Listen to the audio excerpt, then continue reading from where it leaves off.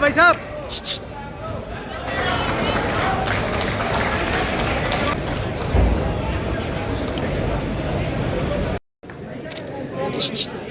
रोड़ा यार क्या कर पाकिस्तान में बैठकर हड़ताल का नारा देते थे, घाटी बंद हो जाती थी। 132 के बनाम एक भी बंद नहीं हुआ है। स्टोन पेटिंग में नागरिकों की मृत्यु 112 हुई थी, अब 0 है और जख्मी सिक्योरिटी फोर्सेस भी 0 है। 30 साल के बाद घाटी में थिएटर चालू हुए हैं, रात्रि शो चालू हुआ है और 32 साल के बाद ताजिया का जुलूस शांतिपूर्वक तरीके से निकला। अमरनाथ की यात्रा हो या मां वैष्णो देवी की यात्रा हो, रिकॉर्ड तोड़ यात्रिकों ने जम्मू कश्मीर की विजिट की है और यहाँ के टूरिज्म में बहुत बड़ा बदलाव आया है और बढ़ोतरी हुई है। संपूर्ण टेरर इकोसिस्टम को ध्वस्त करने के लिए ढेर सारे काम करे गए और अभी मैं एनसी का घोषणा पत्र पढ़ता था, मुझे तो आश्चर्य हो रहा है, कोई पॉलिटिकल पार्टी इस प्रकार का घोषणा पत्र जारी करती और कांग्रेस जैसी राष्ट्रीय दल इसका मौन समर्थन करती। मैं राहुल गांधी जी को पूछना चाहता हूं कि आप देश की जनता के सामने और जम्मू कश्मीर की जनता के सामने स्पष्ट करें, आपका मौन धारण करने से कुछ नहीं होता। क्या नेशनल कॉन्फ्रेंस के एजेंडा के साथ कांग्रेस पार्टी सहमत है या नहीं? आप हाँ या ना में जवाब दीजिए। मुझे मालूम है वो नहीं देंगे, मैं बता देता हूं वो पूर्णतया सहमत है। क्या एजेंडा है? पत्थरबाजी की घटना करने वालों को हम छोड़ देंगे, टेररिज्म के केस में जो जेल में इन पर पुनर्विचार करेंगे, जो टेररिस्टों के सगे संबंधी पर कठोर कार्यवाही की है इस पर पुनर्विचार करेंगे, फिर से 2 झंडे प्रस्तावित करेंगे। क्या कांग्रेस पार्टी ये एजेंडा के साथ सहमत है? क्या आप 370 फिर से वापिस लाना चाहते हो? इसकी बात आपने करनी चाहिए। मित्रों, एक दूसरी बात, भारत सरकार की 300 व्यक्तिगत लाभ की योजना है, जैसे 5 लाख तक का हेल्थ का पूरा खर्चा जम्मू कश्मीर उठाती है, हर घर में पीने का पानी पहुंचाना है, हर घर में बिजली पहुंचानी है। इस प्रकार की 300 अलग अलग व्यक्तिगत लाभ की योजना है। 300 में से 259 में जम्मू कश्मीर देश में नंबर 1 पर है, नंबर 1 पर है। इससे मालूम पड़ता है कि पूरा पॉपुलेशन और हम 100% सेंचुरेशन की दिशा में आगे बढ़ रहे हैं। अगर जम्मू कश्मीर की जनता हमें मैंडेट देती है तो मैं विश्वास के साथ कहना चाहता हूं कि अगले 2 साल में 100% सेंचुरेशन हम कर दिखाएंगे। भाई और बहनों, हमने जम्मू कश्मीर के चुनाव घोषणा पत्र में ढेर सारे संकल्प लिए हैं, मगर मैं फिर से एक बार कहना चाहता हूं, हमारा सबसे बड़ा संकल्प है शांतिपूर्ण, सुरक्षित, विकसित और समृद्ध जम्मू कश्मीर का निर्माण करना। कश्मीर के बच्चे यहाँ पढ़ाई लिखाई नहीं हो सकती थी, यहाँ से देश भर में पढ़ने जाते थे। आज देश भर के बच्चे जम्मू कश्मीर में पढ़ने के लिए आ रहे हैं और एक अच्छा संदेश लेकर देश में जा रहे हैं। रेवेन्यू डेफिसिट वाले स्टेट के अंदर जल विद्युत बड़ा विकास का मार्ग प्रशस्त करने वाला था।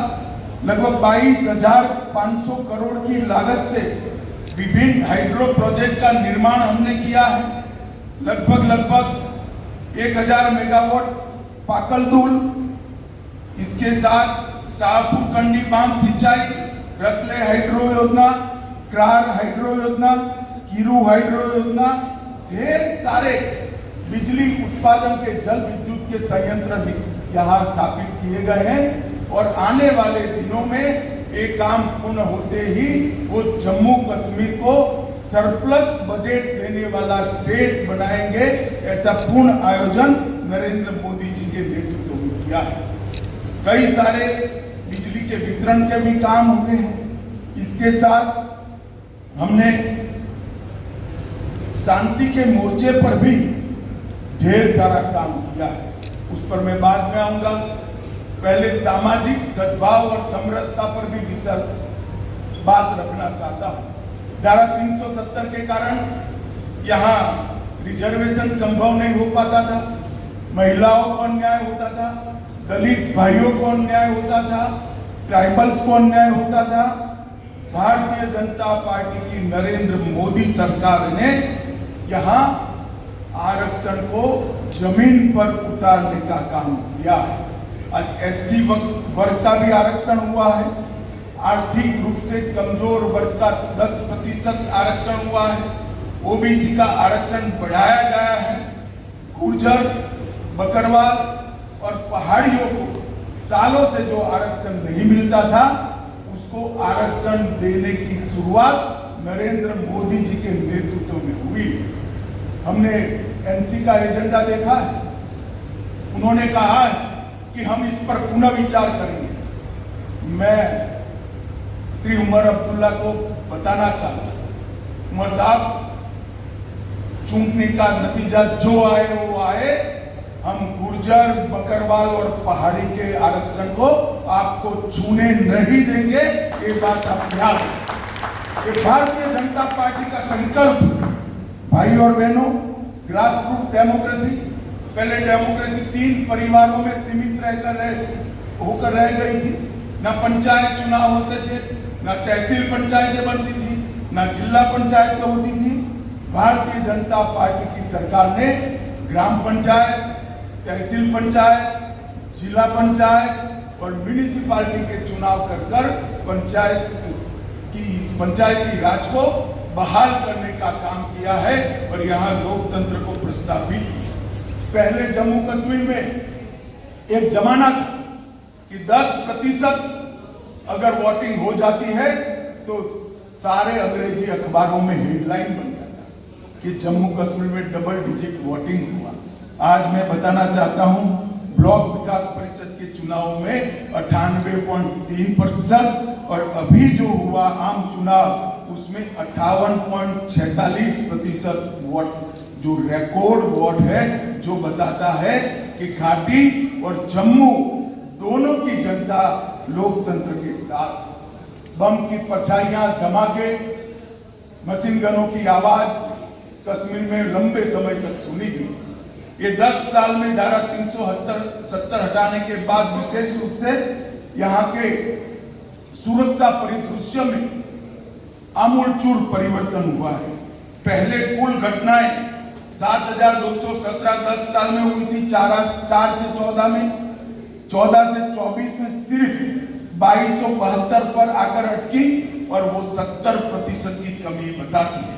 कुल मृत्यु में 66% और नागरिकों की मृत्यु में 80% कमी दर्ज करने का काम हमारे प्रशासन ने किया है और सिक्योरिटी फोर्सेस की मृत्यु में भी भारी मात्रा में कमी आई है।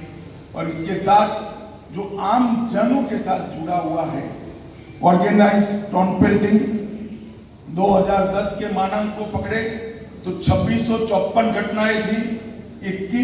31 अगस्त 2024 तक 23 से 24 में एक भी घटना टाउन पेल्टिंग की